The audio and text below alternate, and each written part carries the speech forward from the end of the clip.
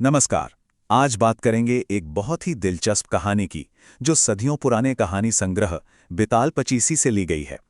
ये एक ऐसी साइकोलॉजिकल रिडल, एक ऐसी मनोवैज्ञानिक पहेली है जो हमें सोचने पर मजबूर कर देती है। कहानी है नारायण की, और ये मानव स्वभाव की उन उलझनों को सामने लाती है जिनसे हम सब कहीं ना कहीं जूझते हैं। तो चलिए मिलकर इस पहेली को सुलझाने की कोशिश करते हैं। तो कहानी का जो सेंट्रल पॉइंट है, जो सबसे बड़ा सवाल है, वो शुरू से ही सामने आ जाता है। सोचिए, एक इंसान को वो मिल जाता है जिसका वो बरसों से सपना देख रहा था। जवानी, एक नया शरीर, लेकिन जैसे ही उसे ये मिलता है, वो करता क्या है? पहले तो वो रोता है और फिर जोर से हंसने लगता है। यही तो वो पहेली है, यही वो रहस्य है जिसे आज हम समझने वाले हैं। तो चलिए चलते हैं बिस्वापुर शहर। यहीं पर रहते थे हमारी कहानी के नायक नारायण। नारायण एक ब्राह्मण थे और अब काफी बूढ़े हो चुके थे। उनका शरीर अब उनका साथ नहीं दे रहा था और वो इस बात से बहुत थक चुके थे, परेशान थे। और इसी परेशानी में उन्होंने एक ऐसा फैसला लिया जो कोई सोच भी नहीं सकता। देखिए, नारायण कोई आम इंसान नहीं थे। उनके पास एक बहुत ही, कह सकते हैं, रेयर और पावरफुल नॉलेज थी। एक ऐसी कला, एक ऐसा विज्ञान जिससे कोई भी अपनी आत्मा को एक शरीर से निकालकर दूसरे शरीर में डाल सकता है।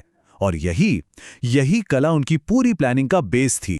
तो सिचुएशन को समझिए। एक तरफ था उनका अपना बूढ़ा कमजोर होता शरीर, सिर कांपता था, दांत गिर रहे थे। और दूसरी तरफ थी एक उम्मीद, एक वादा, एक नए जवान शरीर का, जिसमें वो फिर से जिंदगी को जी सकते थे, उसे एंजॉय कर सकते थे।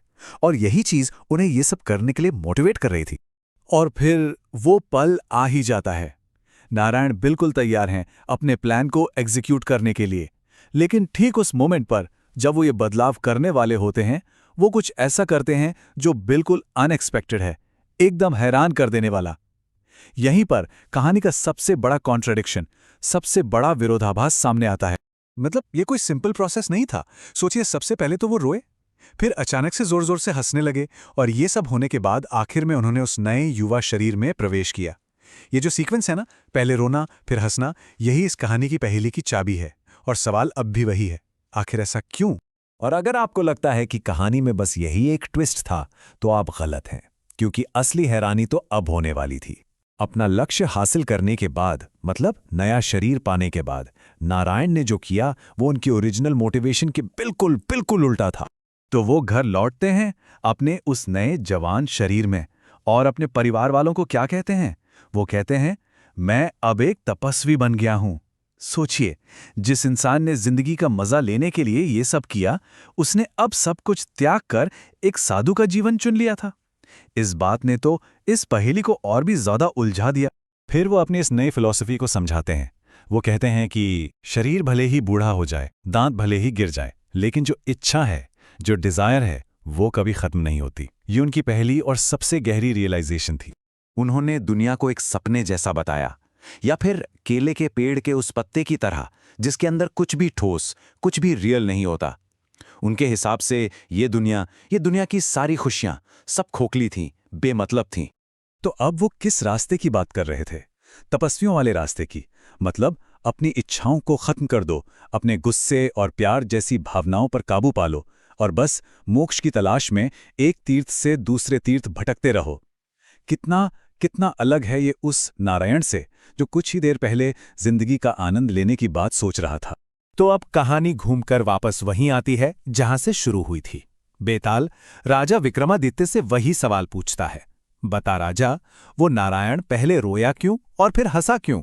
और अब वक्त है इस पहेली के जवाब का।